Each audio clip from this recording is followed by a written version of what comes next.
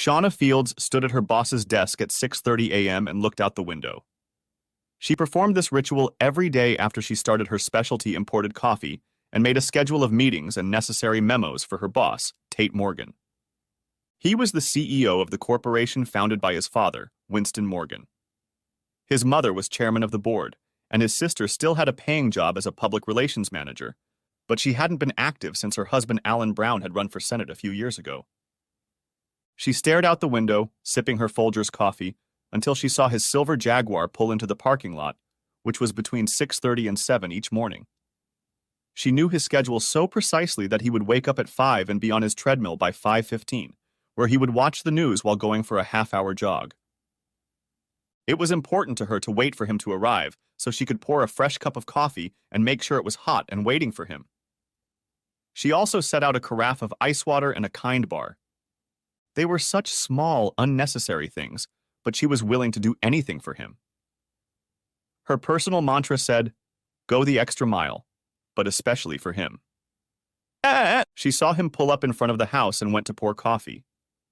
When he walked through the door, she was sitting at her desk. She looked up from her tablet and admired her favorite part of the day. It was the moment he walked in.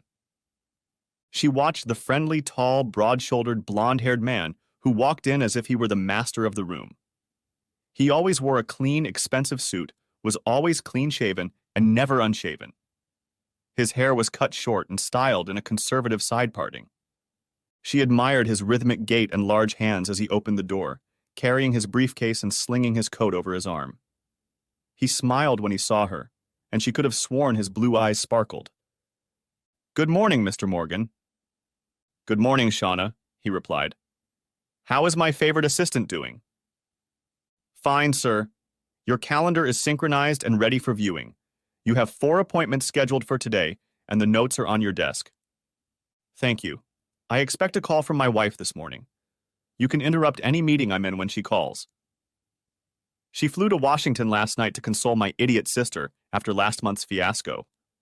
Apparently, my bastard son-in-law filed for divorce." "Oh no, I was hoping they'd work things out," she said.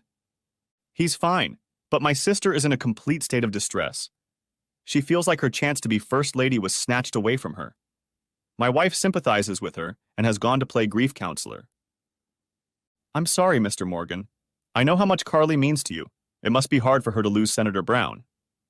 "She did it to herself. That shit wasn't as well hidden as they thought. I warned her, but what do I know? I'm only her brother," he said. Sen. Alan Brown was on the debate stage for the Democratic presidential nomination when his wife's affair with her aide became public. The fallout was devastating at first, but his PR team worked well, and his poll numbers actually improved. The sympathy of his supporters should have gotten him the Democratic nomination. He continued, "Carly has always gotten things her way. She has such a strong charisma that people just bend to her will. I think the other woman's husband didn't bend to her will. We're all paying the price for that. The press hasn't called in a long time, but I think this might be a reason to call. Do you want me to prepare a statement, or do you have no comment?" she asked. "No, I'm staying as far away from her situation as possible right now. If they call, tell them no comment. We don't need the company dragged into her personal problems. My mother is going to be furious as it is." That morning, Tate's wife Bella was having coffee with his sister. Carly was as disheveled as Bella had ever seen her, and it bothered her. Bella had always admired this beautiful, elegant woman, but that morning her look was a mess. Until the recent scandal, Carly had never appeared in front of guests without perfectly styled hair, carefully applied makeup, and stylish and beautiful clothes. She woke up that morning without showering, brushing her hair or teeth. "Bella, I'm going to leave quietly. I'm going to stay as far away from the press as possible. I don't want to hurt Alan's chances of becoming president any more than I already have. His campaign manager thinks divorcing me will help him," Carly said. "I think it's bullshit that he got away with it. He's done it with her and a lot of others," Bella said. "I know, but he'll do a lot of good for the country. He should have a chance. I hope my foolishness won't hurt him. I shouldn't have brought that new girl. She was so beautiful. I just had to have her." Maybe after he leaves office, we can find each other again. Regardless of our problems, we still love each other, and I haven't done anything that he wouldn't approve of or do himself. It's just terrible optics that I've been caught like this. Carly, take a shower while I get cleaned up. We need to get you back on your feet. Why don't we go somewhere and get away from all this? Okay, we can leave anytime. I have a company plane here. Bella had been doing this with Carly and sometimes Alan since she married Tate 5 years ago. Mr. Morgan, your wife is on line 1, Shauna said into the intercom. Tate picked up the phone and said, Hi, honey. How is she? She's in terrible shape.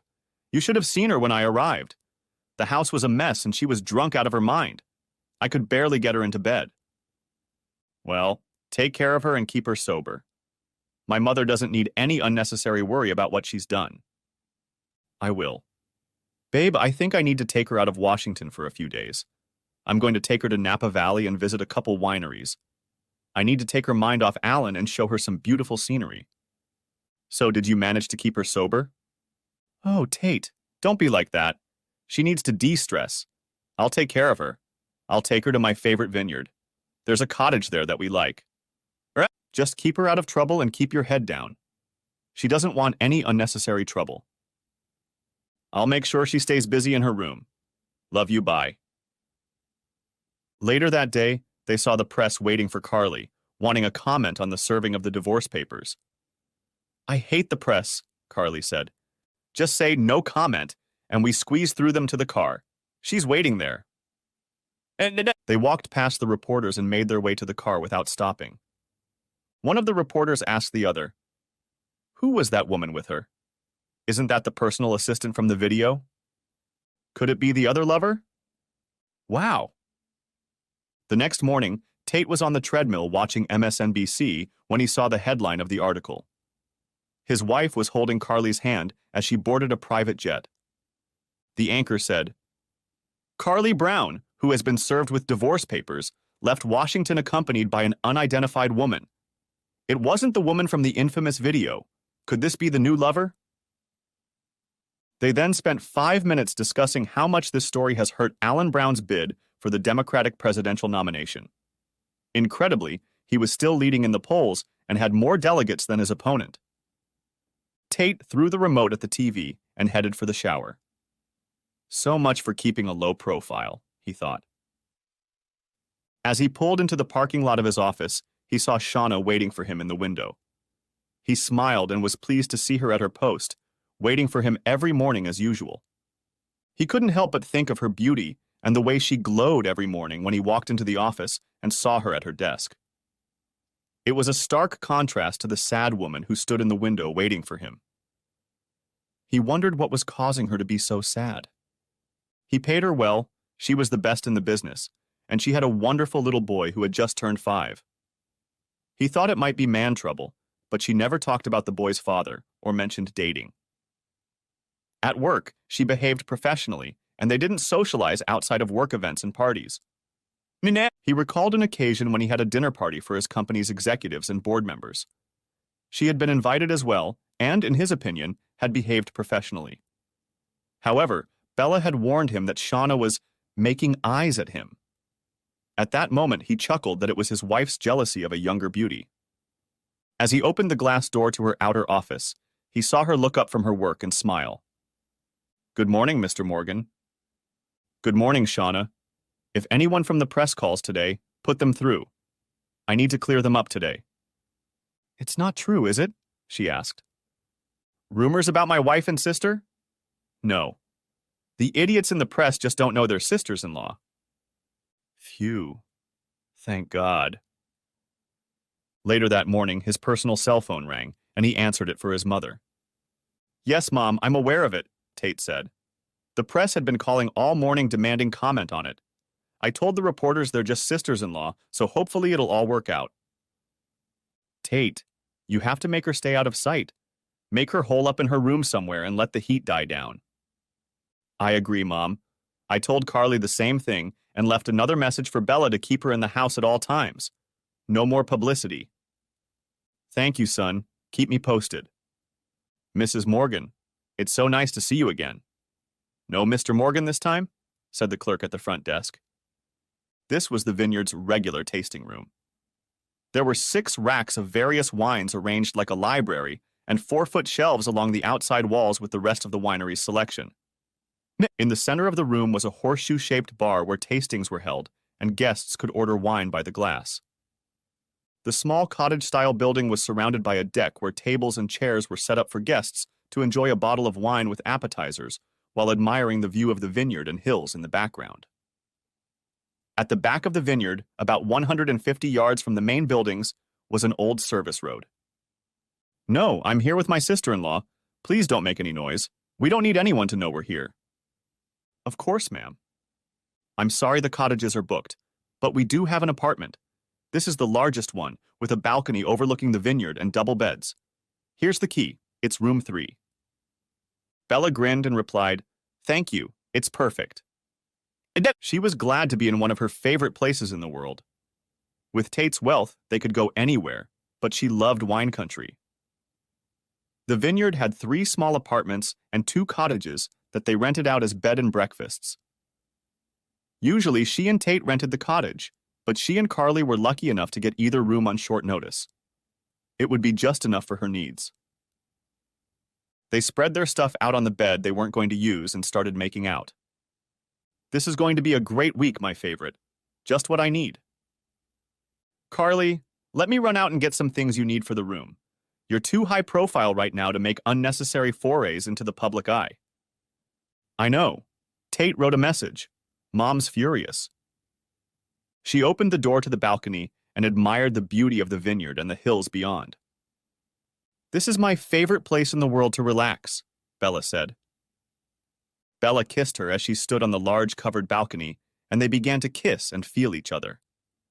Bella pulled away, kissed her again, and left to go to the store. The paparazzi photographer couldn't believe his luck. He got word that a private jet was landing at the Sonoma County Airport with Carly Brown and an unknown woman on board. He rushed to the airport and managed to get ahead of them.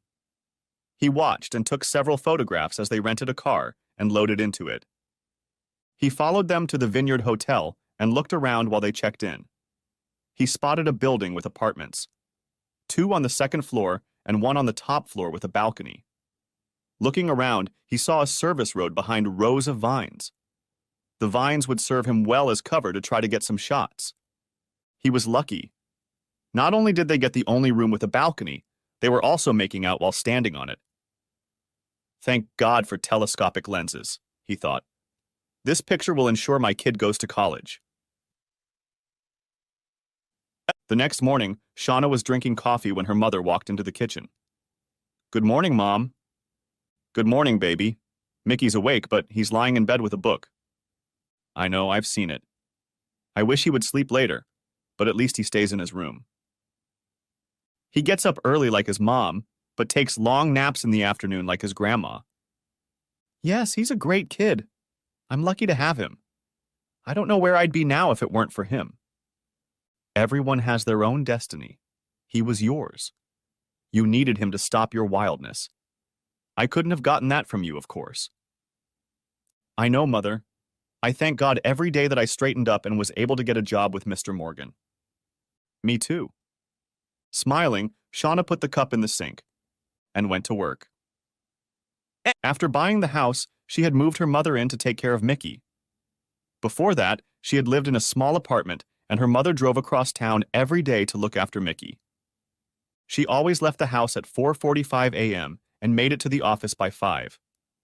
She didn't have to start work before 7 like Tate wanted her to, but she knew that if he got up at 5, she had to be ready in case he needed her. There were a few times when he needed to make a reservation or cancel a meeting, and she was glad he didn't have to wait for her to get on with his day. As she drove to the office, a news station came on the radio. The top story was a picture of Bella and Carly kissing. "Oh my God!" she shrieked, hitting the brakes. She was so engrossed in the radio that she almost ran a red light. She looked at the time and saw that it was already 4:50. She knew Tate wasn't awake yet, but as soon as he saw the news, he'd need her to do something. She pulled over to the curb and typed the news text into her phone. Oh, shit. she thought when she saw the picture. She quickly made the decision to drive to Tate's house instead of the office. She may have been in love with her married boss and could never do that, but she could help him through the pain he was going through. Tate was making a cup of coffee when his doorbell rang. Who the hell is calling me at 5 in the morning? He thought. Opening the door, he saw it was Shauna. Hey, Shauna. I know I'm the cool boss and all, but isn't it a little early for a visit? Tate, turn on the news! She yelled frantically, running into him. He was more surprised by her calling him Tate than by her urgency. She'd never done that before. And he liked it. I heard it on the way to work. I can't believe it's true, she said. She knew he hadn't seen the news yet because he didn't get up on the treadmill until 5:15. He followed her into his room and saw that she had turned on Fox News. Fox, Shauna? He asked. She knew he was watching MSNBC. Then he saw a picture. The picture showed Carly and Bella kissing, Bella's hand resting on Carly's chest. The caption read, Carly Brown caught in love nest with sister-in-law. He collapsed into a chair and buried his head in his hands.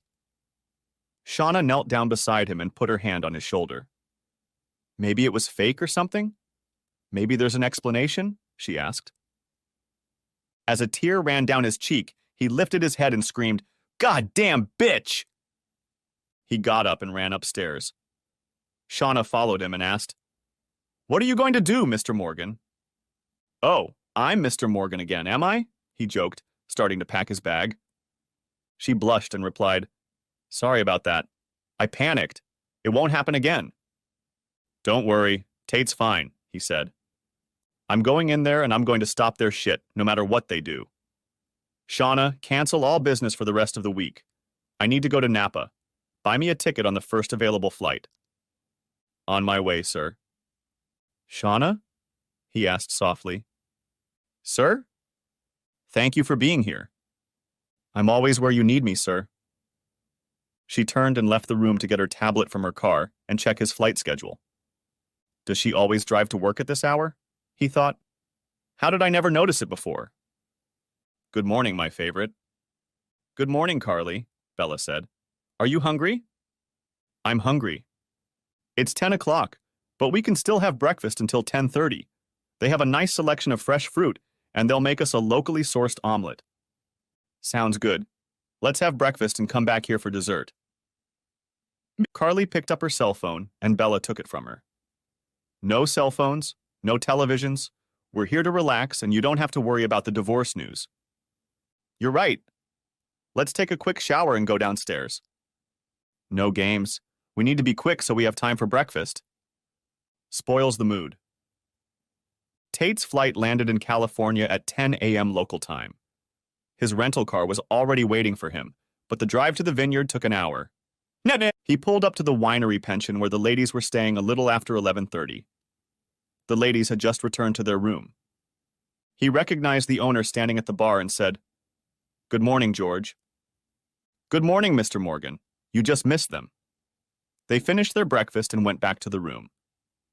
Okay, do you have another room key? Sure, Marla will get it for you. He then asked his wife to give Tate a key to his wife and sister's room. She smiled as she handed him the key and said, Glad to see you were able to come after all, Mr. Morgan. Enjoy your vacation. He nodded and left. After reflecting on the flight, he calmed down and hoped it was a misunderstanding. Maybe it's just a bad picture that looks worse than it really is, he thought. Tate put the old-fashioned key in the lock and turned the knob. He saw his sister and his wife. He snapped a picture of her on his cell phone and walked into the room. You goddamn bitch! He yelled. The ladies jumped up and Bella screamed, Tate! What are you doing here? Breaking up a marriage. I sure as hell can't believe you're doing this with my sister. Tate, you don't understand, Carly said. Screw you, Carly. Don't you ever talk to me again. You assholes got caught. You're all over the damn news again. I was hoping it was fake or innocent, but I guess not. Tate, baby, I love you. It was... Just stop it, Bella. Keep that cliché bullshit to yourself. There's no excuses, it's cheating. It's over. No. Tate, listen. It's not her fault.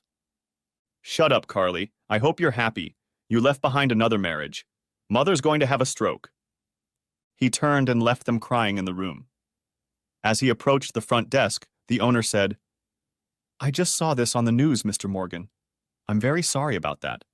Fortunately, there's no press outside yet, but I'm expecting them. It doesn't matter, George. I'm not staying, he said, tossing the key on the table. They'll sort out their own mess. He got into the rental car and called his life-saving friend, Shauna. Shauna, I stopped by to see them. It's true, they've been dealing with it. Oh my God, I'm so sorry.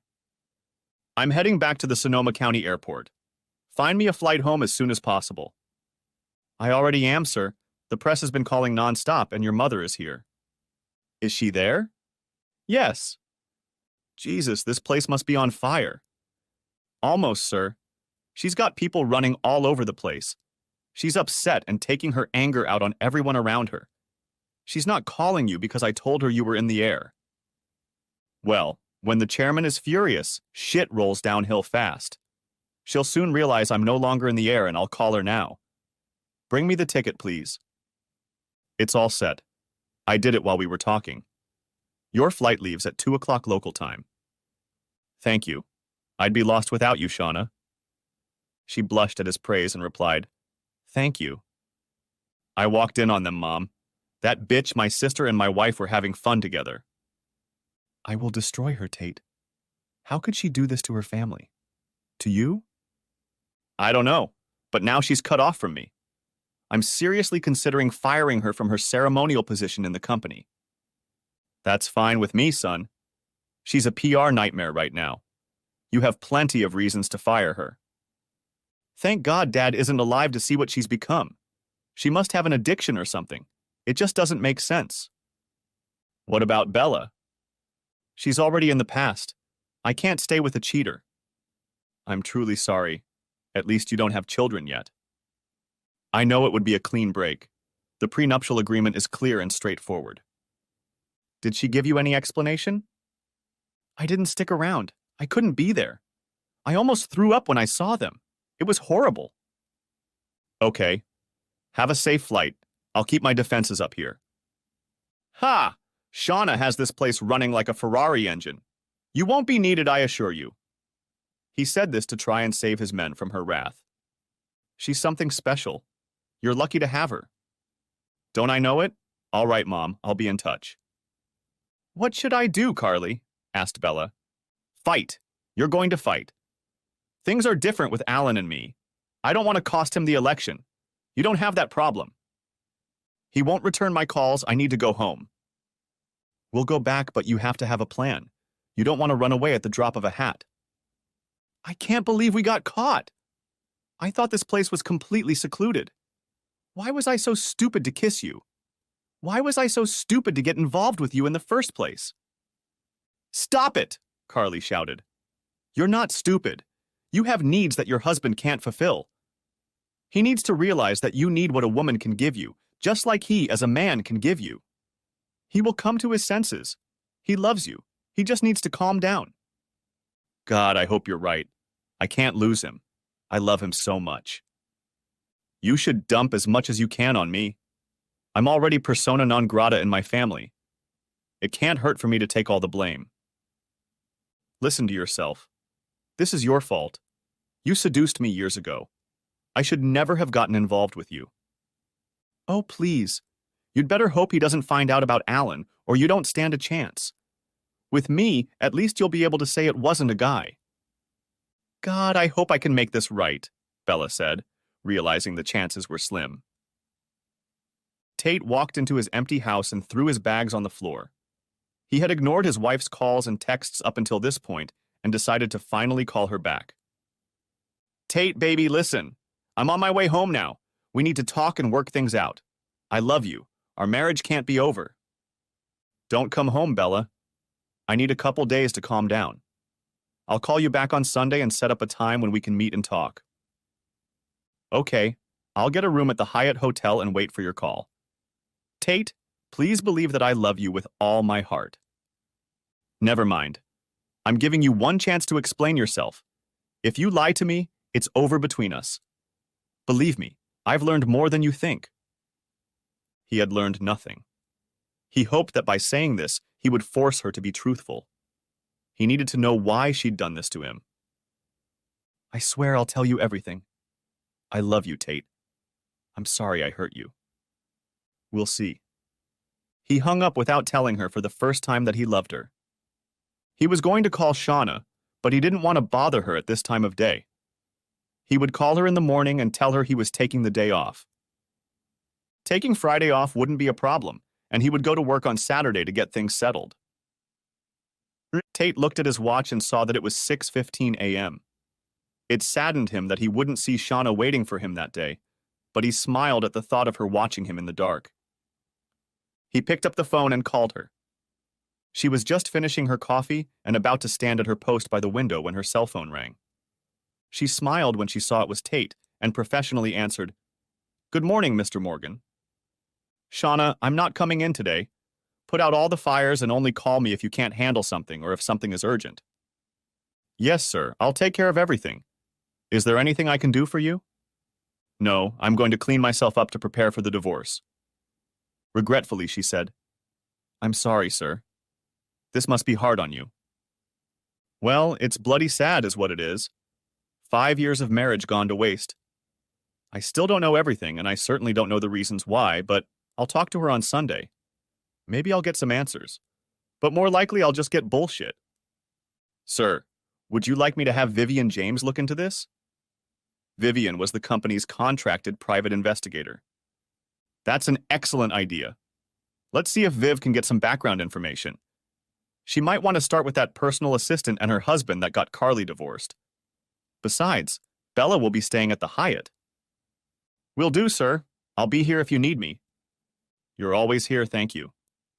"Viv, it's Shauna. Mr. Morgan has an assignment for you." "Hi, Shauna. I thought I'd hear from you. What does he want?" "Information about his wife and sister's relationship. See what you can find out about how long, how often, if there are others, etc." "Okay. Anything else?" "I'd like you to put a tail on her. I want to make sure she stays in line. She's staying at the Hyatt." "Okay, no problem." "Viv, obviously that's the first priority. Of course, I'll keep you updated, and you can relay it to Mr. Morgan." "Thank you." Saturday morning, Tate drove up to the office. He saw the lights on in the office, but didn't notice Shauna waiting for him. Then he realized it was Saturday, and she wouldn't be there. He entered the building and walked through the main foyer to the supervisor's office. As he opened the door to his outermost office where Shauna was sitting, he heard a noise from the closed office. He saw no indication that she was there, so he hesitated a bit before entering. When he opened the door, he saw a small child playing with the train cars. "Hello, who might you be?" "Hi, I'm Mickey. Mommy told me to wait here." "Oh yeah," he said, sitting down on the floor next to the boy. "Where did your mom go?" "To get juice and crackers." Tate chuckled and said, "That explains why I have apple juice in the fridge. What do you play?" "Trains. I have tracks at home, but look, these lines could be tracks." "Of course they can, Mickey." Shauna came over a minute later and almost cried when she saw Tate rolling the train and Mickey making a choo-choo sound. "Good morning, sir. Sorry about that.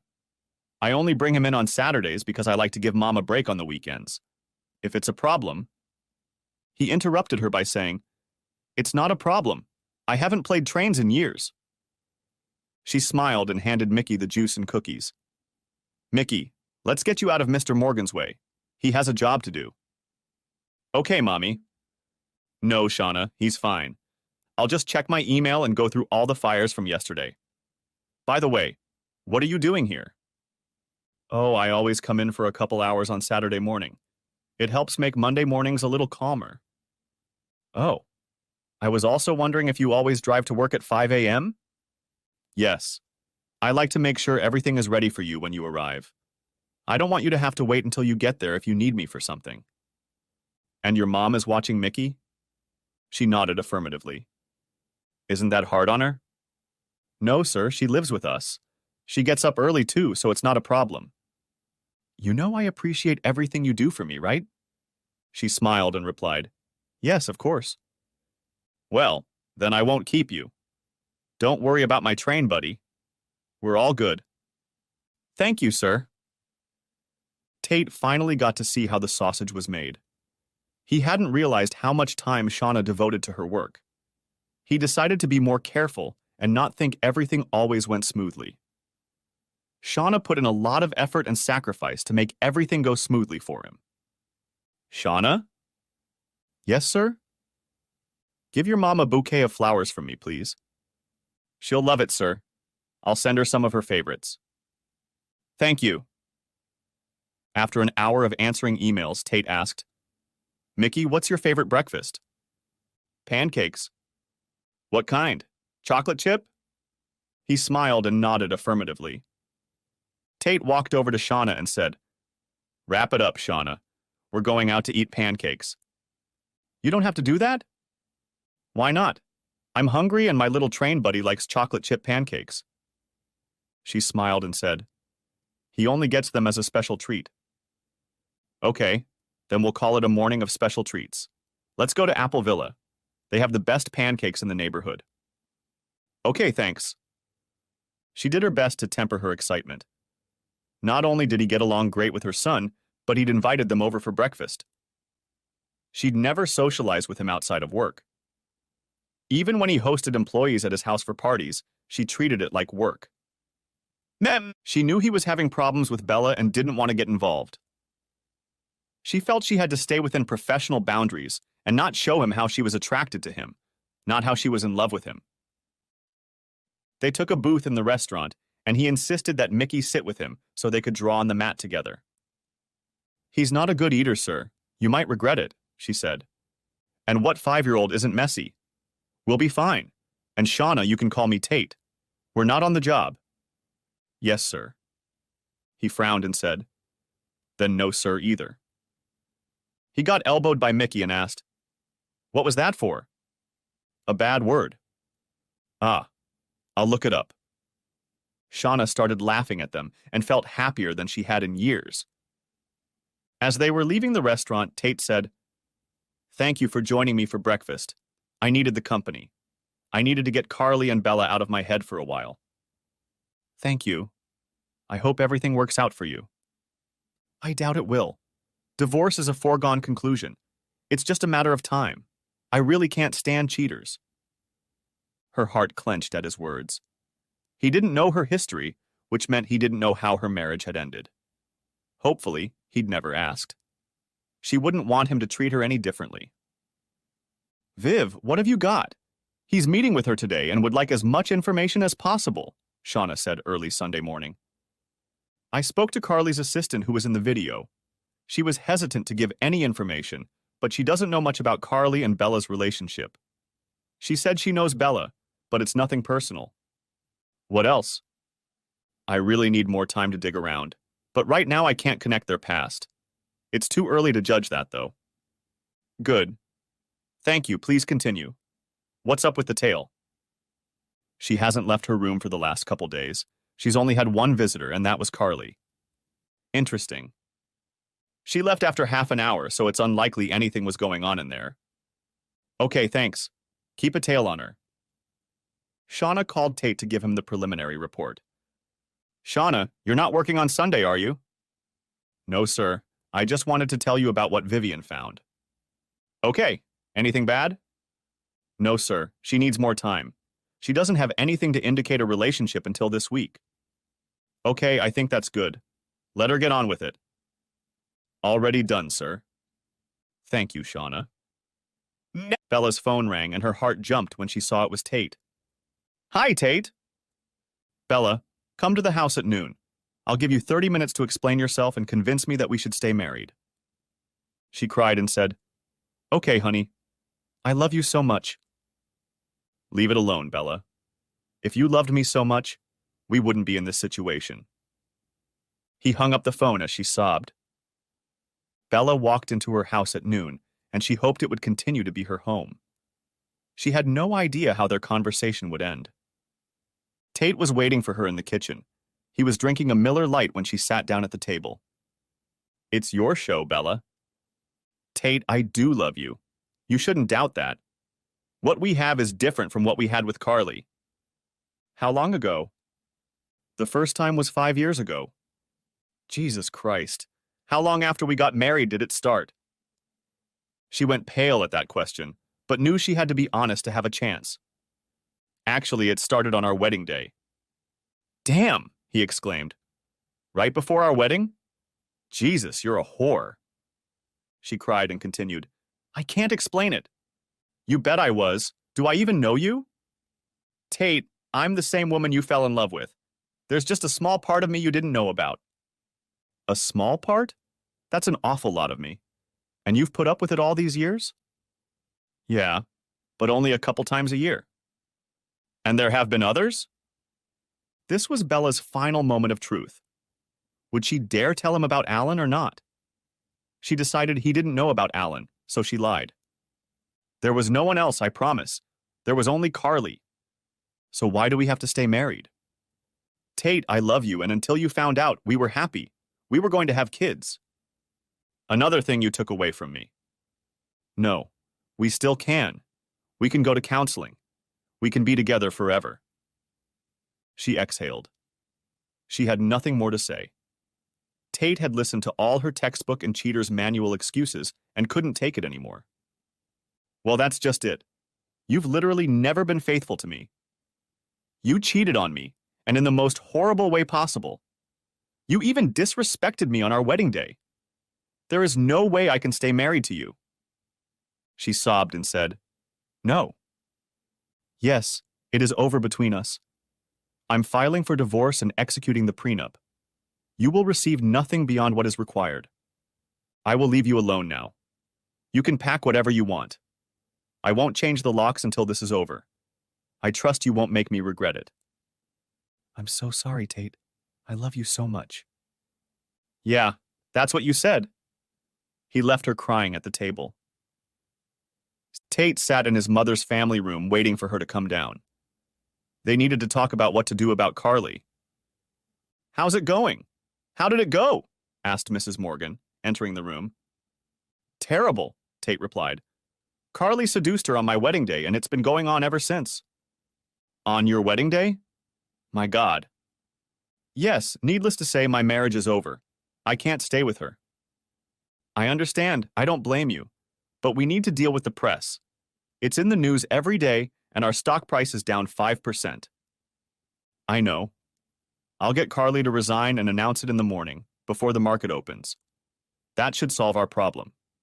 Her shares are protected by our father's trust, so I won't try to take them away from her. I'm voting them by proxy anyway. That's good, but I think your impending divorce will affect us as well. It might. I'm going to announce that we've separated amicably, and it won't affect the company in any way. She won't get any of my stock, according to the prenuptial agreement. God, what a mess your sister has gotten us into. We need to get her into treatment immediately. There must be something wrong with her. Of course there is. She's a narcissist. She thinks she can do whatever she wants and collateral damage doesn't matter. I hope you realize that after today, I won't be communicating with her directly. I just can't get over what she did to me. I understand. Maybe someday our family will recover from this. At least I hope so. Tate wasn't overly optimistic. Tate called Carly but got her voicemail. Carly, tomorrow morning I will be issuing a press release announcing your resignation. I'm not going to buy back your shares, so you'll retain your ownership under the trust agreement. I guess I'll still be voting your shares. Don't make a big deal out of it. You've caused enough problems for the family, not to mention the company. Mom expects you to start seeing a therapist as well. Your addiction, narcissism, or whatever they call it, has done enough damage to your life. We are all suffering as a result. Carly listened to his words and cried. She didn't think she had a problem. Everyone else had a problem. Modern marriages shouldn't be constrained by the archaic restrictions of monogamy, she thought. She decided to call Tate. She was afraid he would yell at her and tell her what a slut she was. Screw him and his shitty moral ideals, she thought. She texted him. I'm resigning of my own accord. I don't want to cause any more problems for the company or my family. Shauna stood at the window, waiting for Tate to arrive. She thought about what a wonderful time they all had at breakfast. Tate had been so nice to Mickey, and Mickey had asked her if he would come over to her house to play steam trains with him again. She was torn between hoping that Tate would be free and she would have a chance at happiness with him, and hoping that he wouldn't be free because he would be sure to question her about the past. After that, she wouldn't stand a chance. She would never be able to lie to him. Pulling into the parking lot, Tate saw her looking out the window.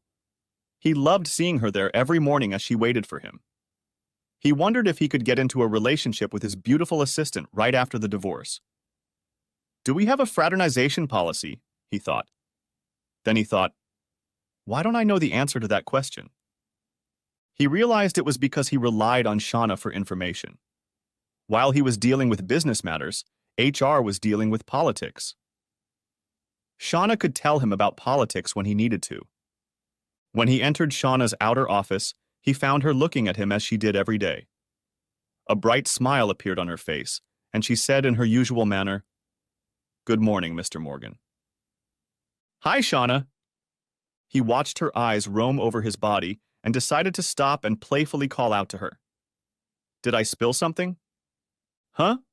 No, I just wanted to make sure you didn't spill so I could let you know if you did." She thought, oh my God, he caught me checking on him and I'm babbling like an idiot. He laughed and said, "What would I do without you?" And then left for his office. That was fun, he thought. She was clearly excited, and he figured he would keep it up. He was pleased that a woman was interested in him, and he wondered how it was that he hadn't noticed her interest before. It didn't matter, though. He was completely devoted to Bella and would never think of leaving her. Tate called his attorney and asked him to prepare the divorce. He asked him to do him a favor and speed up the process if possible. He allowed himself to think about the divorce one last time. He felt what he hoped would be the last straw of sadness for his once happy marriage. Then he put the thought out of his mind. There was work to be done. A company to protect. Thousands of people were counting on him. "Shauna, would you come in here, please?" he called out. "Yes, sir," she replied, running in with her iPad. "Shauna, I need to prepare a press release about my sister's resignation. Then I need Paul Daniels to get here immediately so I can officially promote him to the position he was already fulfilling in her absence." She was stunned for a moment, then asked, "Should I schedule a press conference or just a press release?" "Just the press release. Defer any questions about it to the media relations department. Paul can earn his new paycheck. Just so you know, I'm filing for divorce." He saw she didn't look up from her clipboard, but smiled briefly. "At the end of the week, Bella and I will be issuing a joint release announcing our consensual divorce. We need to make sure my divorce doesn't affect the stock price. I won't be answering questions, so if any members of the press call, send them to Paul." He watched her jot down notes on her tablet and asked, "Any questions?" "No, sir." "Good. Go ahead." She got up to leave and he stopped her. "Shauna, what is the fraternity policy at the company?" She threw him a curious look and replied, "There are two. For non-executive level employees, managers can't have relationships with direct reports. For executive level employees, they cannot have relationships with board members. Of course, there are provisions that allow employees to be transferred from one department to another under certain circumstances and exceptions to the HR rules." He smiled and said, "Thank you, Shauna." She nodded and walked away. What was that? She wondered. Maybe he had his eye on someone in the company? The week passed without much happening. The announcements of her sister's resignation and his divorce had little effect on the stock price. By Friday, Bella had signed the divorce papers, and his lawyer assured him that there was no need to rush, as the prenup was securely drawn up. To keep Bella from fighting back, Tate sweetened her pot by buying her an apartment. On Saturday, Tate ran on the treadmill, remembering the previous week in breakfast with Shauna and Mickey. He decided to take a chance and headed to the office, hoping to catch them there. He wanted to make it look like it was another chance meeting, not him asking them out on a date. As he pulled into the parking lot, he had his doubts. Is it too soon to meet Shauna in person? He decided to take things slow and act casual. Starting with innocent breakfasts and lunches would be the perfect way to move into a more intimate relationship. Good morning, Shauna. She stood with her back to him and jumped in surprise. Mr. Morgan, you startled me, I'm sorry. Good morning, sir. Let me make you some coffee. Only if you will, I won't be here long. Okay. She didn't have any coffee, but she went to make him a pot anyway. Hey, kid, he turned to Mickey, who was playing with Matchbox cars that afternoon. Hi, Mr. Tate. Do you want to play cars? Sure, I can play cars. Do you know what kind they are? Yes. This is a Porsche. This is a race car. This is a Jaguar. And this is a Ford. Mommy has a Ford. Yeah? Uh-huh. Have you ever seen a real Jaguar? He asked, using the childish pronunciation. No. Let's go to the window. He took the boy in his arms and brought him to the window. Look down. See that silver car? That's my Jaguar. Can I go for a ride? Well, that's up to your mom. Tell you what, though. Why don't we go eat pancakes again and take my car? What do you think about that? Can I have whipped cream this time? Tate, laughing, replied, That's up to your mom. Shauna was in the kitchen waiting for coffee. She wondered why Tate was in the office that day. He rarely works weekends and never works 2 days in a row. She figured that since he was getting a divorce, he could work Saturdays without worrying about his wife being displeased. She didn't expect him to not work at all, and she didn't realize that he didn't even bother to log on to his computer.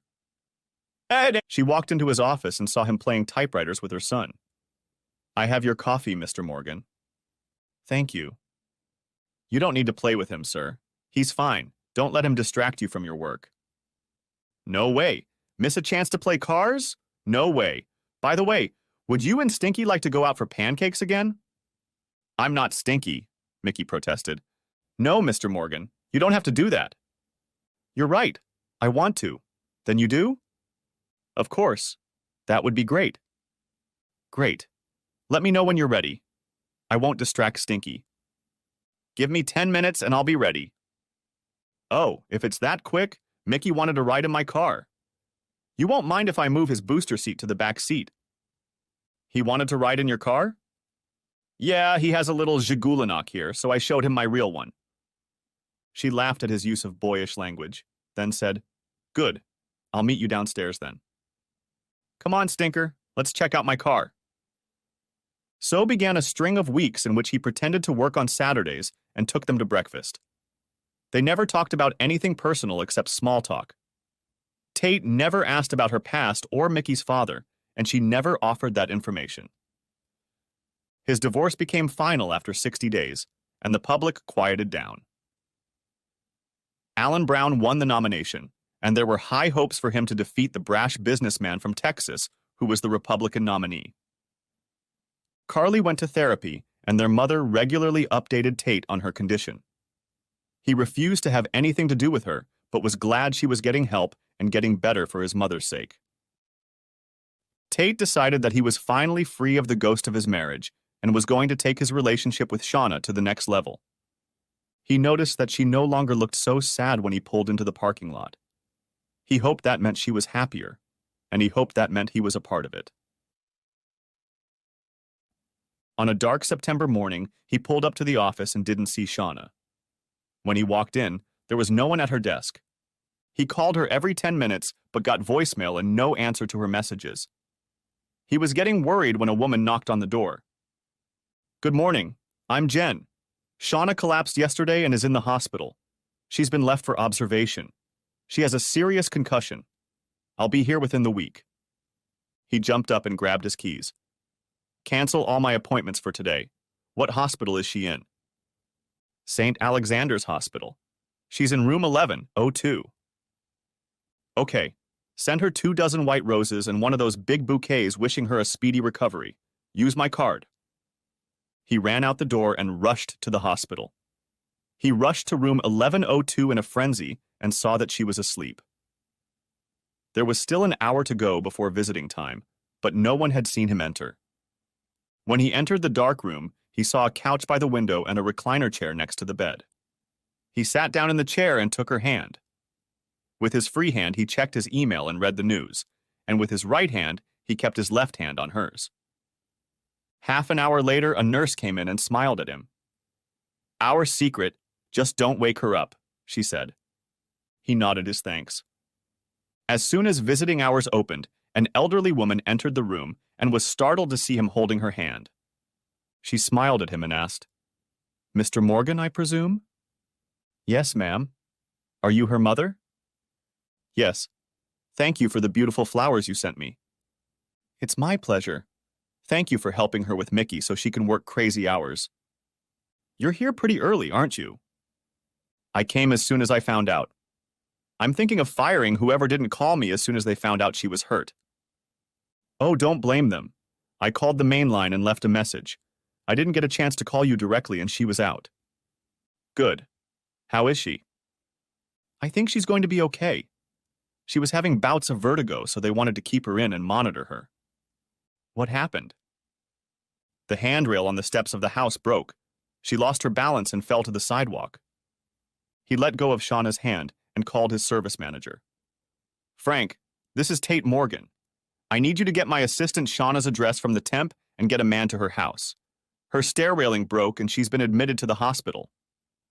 "I'll send Mike over there right away. We'll get it done." "Thanks, Frank." He hung up, and her mother smiled as he took Shauna's hand again. "So, Mr. Morgan, you spend a lot of Saturdays with my daughter and grandson." "Yes, we've gotten into the habit of going out for breakfast after work on Saturdays." "When are you going to ask her out on a real date?" Before an embarrassed Tate could answer, Shauna moaned, "Mom, leave him alone." Tate stood up and said, "How are you feeling? Do you need water? Painkiller?" She smiled and opened her eyes. Squeezing his hand in thanks, she said, "Don't fuss. I'm fine." At that moment, a nurse walked in with a delivery of flowers. Well, someone is loved. What beautiful roses. When Shauna read the card, he said, "From the company." "Company, huh? Well, they're beautiful, thank you." She handed him the card, which read, "A speedy recovery. Love, Tate." He frowned and wished Jen wasn't a temp, and he could fire her. Shauna looked at him with a smile and said, "I know that look. Don't you dare fire them?" "Okay, but it's the feelings that matter, right?" "Of course." Later that day, her mother left, but Tate was still there. She decided to melt the ice and asked, "Sir, why are you still here with me? Not that I mind, but you have a business to run." "There is nothing more important to me right now than you. There's no place I'd rather be." "That's nice, thank you." "Funny what your mom said earlier. I was actually going to take you out to dinner when I got to work tonight." "Really?" "Yeah, seeing you out the window every morning is one of the best parts of my day, and what we do on Saturdays is awesome. I thought it would be even better if I took it up a notch." "I didn't realize you were noticing how I was doing it." "Uh-huh. I know it's just so you know when to pour my coffee, but I can see you so you don't notice my stare. You used to look so sad. Like this was your quiet time when you were alone with your thoughts." "I don't look sad anymore?" "Not for a couple months now." "I'm thinking about happier things now, but this isn't the time for that kind of talk." "So that's a yes about dinner?" "Yes." "Love Tate, Jen?" He said it before she could even say good morning. "Am I mistaken, Mr. Morgan? When you said white roses, I assumed that's what you wanted." "Why?" "White roses symbolize eternal love." "Wow, I didn't realize that," he said, shaking his head. "Don't worry about it. She loved them." Tate and Shauna sat in the lounge of his favorite restaurant, waiting for their table. They were sipping a glass of white wine and enjoying each other's company when Tate said, "Can I ask about Mickey's father?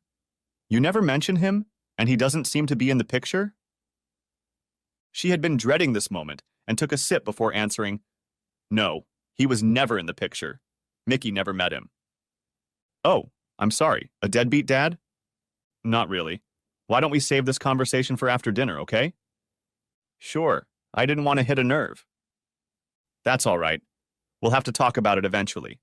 It'll probably happen today. He pulled into her driveway and turned off the car. He turned to her and said, I had a great time tonight. Me too. Thanks for dinner. Would you like to come over for a drink and a story? He realized she was uncomfortable and offered her a way out. Look, we don't have to. If you're not ready to talk about it, we can put it off until later. No, let's deal with it. Honestly, you need to know, and I don't want to waste your time if you don't want to keep seeing me. Wow, that bad? Good. Let's talk. They sat in her living room, together on the couch with a glass of wine. Tate, I'm going to tell you everything. I could lie, but I'm determined never to lie to you. Okay, he said. 6 years ago, I was married to a good man. That marriage fell apart indirectly because of my pregnancy with Mickey. When I was in college, I was a party girl. I drank, smoked pot, did cocaine, took exes, and slept around. I met Dale, my ex-husband, at a graduation party and fell head over heels in love with him. He was as straightforward as a man can be. Religious, didn't drink much, hated drugs, and was pretty much my opposite. I cleaned myself up and started dating him. We were married a year later. I was so in love it hurt. One day after 6 months of marriage, we went dancing. I was drunk, and while I was in the restroom, a few girls were doing lines. They asked if I wanted a drink, and I, being drunk, agreed. When I got back to our table, I had a few crystals on the edge of my nostril, and Dale noticed it. He got mad, and we got into an argument. It got to the point where he walked out and left me there. I was so mad at him that I stayed and continued to party.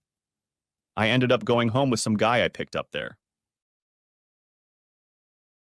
When I woke up the next day in a strange house, I panicked. I called a cab and drove home to face the music, crying the whole way. I walked into the house, and when Dale saw me, he realized what I had done and left me. I cried for hours after he left. Eventually, he came back and I told him about my past.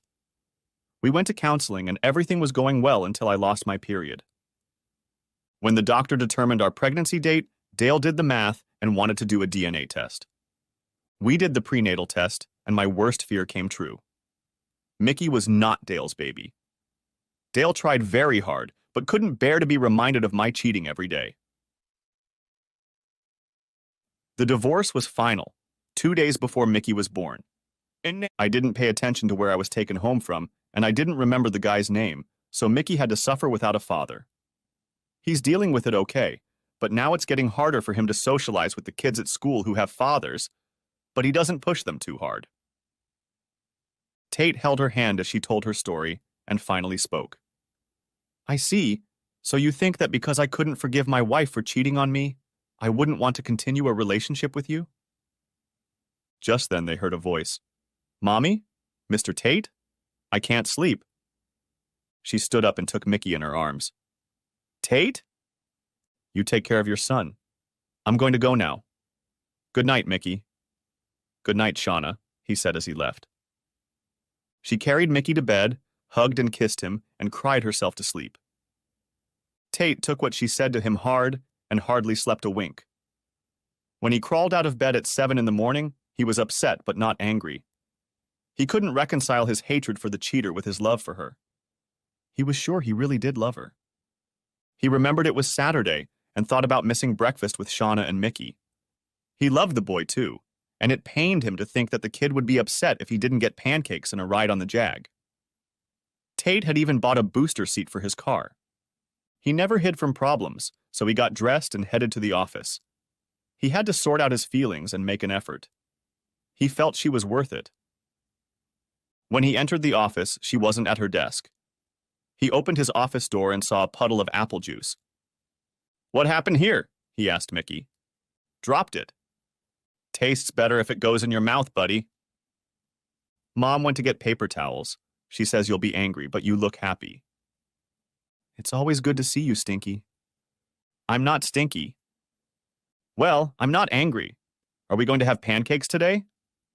Mom said we can't walk anymore. Oh, she's wrong. I need pancakes. Me too. And lots of whipped cream. Tate. He looked up and smiled. Mickey said we can't go out for breakfast anymore. So how am I going to eat pancakes, Shauna? When you left last night, I thought you didn't want to see me anymore. He stood up and said, Mickey, we'll be right back. He took her hand and pulled her with him to the outer office. Look, I was in shock last night. Am I afraid you look like my wife? No. Am I afraid you're some kind of drug-addicted whore? No. Am I afraid that if you cheated once, you'll cheat forever? I don't know. Tate, I would never hurt you. I know you wouldn't on purpose. I'm sure Dale would have said the same thing before that night. She started to cry, and he put his arms around her. Look, I have trust issues, but I love you and I'm willing to overcome them with you. She pulled away. Wait, do you really love me? Smiling, he replied, Yes, I do. I love you too, she said, crying into his shoulder. Can we eat pancakes now? Came a voice from behind them. As soon as Mommy's ready, baby. He kissed her hand and said, I'll clean up the apple juice. You finish running the company without me, and we can go. Having had enough pancakes, Mickey said, Mr. Tate, do you know how to catch? Of course I do. And do you know how to catch? Yes, but when I play catch with my mom, she keeps dropping it. Tate laughed at the thought of her dropping the ball every time. Well, Mom probably doesn't know how. Maybe we'll teach her. Why don't you play ball with me? Then Mommy won't have to learn. A tear rolled down her cheek. Tate looked up at her and smiled his savory smile. I'll play with you, but I need to get a mitt. You don't catch soccer balls with a mitt, Mickey said, laughing. No, I can catch a soccer ball without a mitt. I can throw it far. Mommy says I can be a soccer player when I grow up. Of course I can, buddy. What's your favorite team? The Bears. Really? Your mom didn't tell me that. Do you want to go to a game with me? I have season tickets. Yeah. Can we watch them play the Packers? Only if Mom says it's okay. They both looked at a smiling Shauna, who still had wet eyes. She said, Mr. Tate can take you anywhere he wants, Mickey. Tate reached out and took a piece of her bacon and broke it in half. He held out half to Mickey and said, Mickey, can we play ball this afternoon? I want to see your railroad tracks too. The boy nodded happily, eating the bacon. Shauna didn't react in any way. She silently prayed that Tate wouldn't break their hearts. That evening, Shauna and Tate went out to dinner, and instead of going back to her house, Tate took her to his. Sitting on the couch and sipping on a rum and coke, Tate said, Shauna, we're in a difficult situation, and we have to be very careful. Mickey and I are bonded together, and if anything happens between us, he could get hurt. I know. We've made a fresh start. We were a quasi-family before we were a couple. Look, we've known each other in a working relationship for a few years now. I've seen you almost every day in that time, so I'm quite comfortable with you as a person. We've been dating for a couple months now if you count our Saturday breakfasts. When I said I love you, I meant it. Will we end up getting married? I don't know. But I'll tell you this. I'm a one-woman man, and you're the only one I want. Tate, you can forget my past. I promise I'm not that girl anymore. No, I can't forget it, but I don't have to worry about it. If I let it burden my thoughts, we'll never have peace. I want to try and I want to trust you. You have never failed me before, and I hope you never will. It happened that they got down to it. Next chapter. He pulled up in her driveway and she asked, Tate, will you sleep with me tonight? I thought we already did that. She playfully clapped him on the shoulder and replied, No, asshole, I meant real sleep. It's been so long since I've slept with anyone. I wish I had. What's your mom going to say? Who cares? It's my house, but knowing her, will she praise me in the morning? A year passed, and they became even better to each other. They had a simple wedding with family and friends, and Tate adopted Mickey. Shauna is pregnant with twins, and they are more in love with each other than ever. Every time he pulls into the parking lot at work, he sees Jen watching him from the window. Shauna has trained her well to replace her, but Tate has never felt the same way about Jen as he does about Shauna when he sees her out the window. Bella kept trying to make up with Tate, but eventually stopped when the wedding was announced. She eventually remarried and gave birth to a son. Tate found out about the three of them with Carly and Alan from his investigator, but kept quiet about it to spare his mother from having to learn even more about Carly's sordid life. Carly, against the advice of Tate and her attorney, agreed to pay a large sum of money to Bill Frayne. He was the husband of one of Carly's pet peeves. He eventually authored the story that forced President Alan Brown to resign in disgrace over the scandal. Once the uproar subsided, Alan and Carly got back together. Tate was surprised by this, but Carly always said that they really loved each other, and the whole open marriage shenanigans were fine with them. Tate still had very little contact with them. The end. Thanks for watching. I hope you enjoyed it, so subscribe to my channel and watch the next video.